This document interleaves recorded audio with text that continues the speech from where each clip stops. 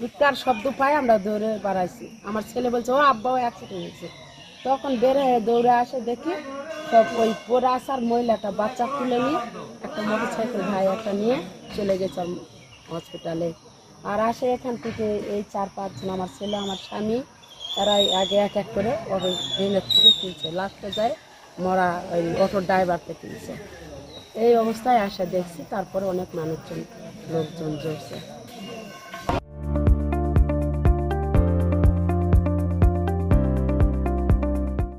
একটা কাজ যখন বাড়ি আসছে তখন উল্টে পড়ে গেছে। পড়ে যাওয়ার পর একটা মহিলা, একটা বাচ্চা আর একটা মুরব্বী ছিল।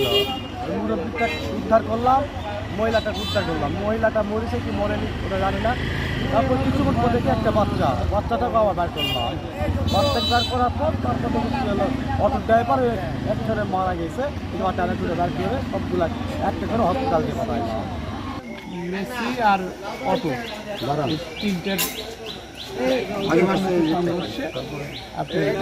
স্পটে একজন মারা গেছে আর 4 জন তারা গুরুতর আহত আছে।